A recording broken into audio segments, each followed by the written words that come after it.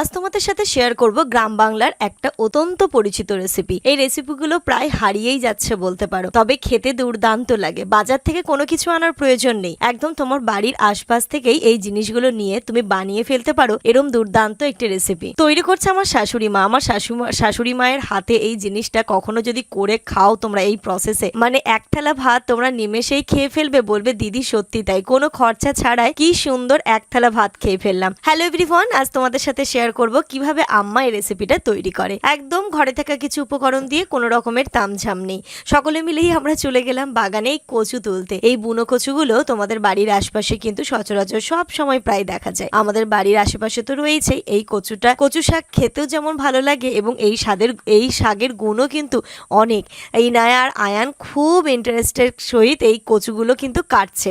আমি প্রথমে কাটলাম, আম্মা খানিকটা কেটে নিয়ে গেছে, তারপরেও মনে হচ্ছিল যে একটু হয়তো কম পড়ে যাবে। তাই আমরা ভাবলাম কি চলো বাড়িতেই যখন রয়েছে, খাবো যখন ভালো করেই খাবো, কেন কম পড়বে। তাই আবার আমরা গিয়ে তুলে নিয়ে এলাম। ওইদিকে আবার ইনু আর আয়ান চলে গেল আবার পিপির সাথে আরো ঘুরতে। ওদের ঘুরেও মন ভরেনি। আমি এসেই বসে পড়লাম এখানটাতে কচুগুলোকে কাটতে। বেশ ভালো লাগছিল, আম্মাকে জিজ্ঞেস করেই কাটছিলাম। এই রান্নাগুলো যে খেতে কতটা দুর্দান্ত স্বাদের। শহরে তো এই টাইপের জিনিসগুলো পাওয়াই যায় না, বাট গ্রামে এসে খাঁটি, এর মধ্যে না কোনো সার দেওয়া রয়েছে না কোনো তেল দেওয়া রয়েছে, একদম খুব বলেন অর্গানিক হচ্ছে গিয়ে এই জিনিসটা। এখানটাতে দেখো কচুটাকে খুব ভালো করে কেটে নেওয়া হয়েছে। কেটে নিয়ে এর মধ্যে আম্মা বললো দুটো আলুও দিয়ে দাও, তো আমি দুটো আলুও দিয়ে দিলাম। কচু আর আলুটাকে একসাথে ভালো করে ধুয়ে নিয়ে জলে, একদম এর মধ্যে কিছুই পড়বে না, শুধু জলে একটু ভাপিয়ে নিতে হবে। তাতে কচুর একটা অনেকের হয় না অ্যালার্জির প্রবলেম থাকে, সেই জিনিসটা মানে কচু তো মানে একটুখানি মানে গলা চুলকোই সেই ধরনের টেন্ডেন্সি তো রয়েই থাকে, তো সেটা ফেলে দিলে অনেক গলা চুলকোনোর ব্যাপারটা থাকে না। এবার অল্প একটু তেল দিয়ে এর মধ্যে দিয়ে দিয়েছিল আম্মা শুকনো লঙ্কা। আমি দাঁড়িয়ে দাঁড়িয়ে পুরো ব্যাপারটা দেখছিলাম, তোমাদের সাথেও শেয়ার করবো আর আমিও শিখে নেব, কারণ এই খাবারগুলো আস্তে আস্তে না মানে প্রায় লুপ্তপ্রায়ই হয়ে যাচ্ছে বলতে পারো, কেউ অতটা খাই না, তবে খেতে খুব ভালো লাগে গো।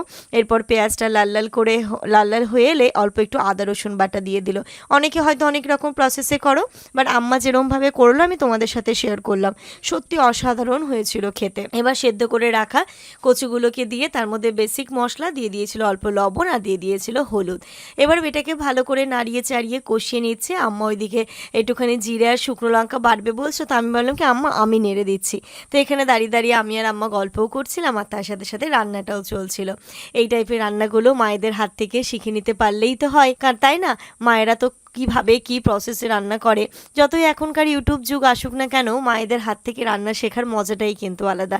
আমার তো খুব ভালো লাগে যখনই আসি আম্মার কাছ থেকে নতুন নতুন রান্না শিখি, সাথে তোমাদেরকেও শেখাই। তোমরাও আমাকে সবসময় বলো দিদি এই রান্না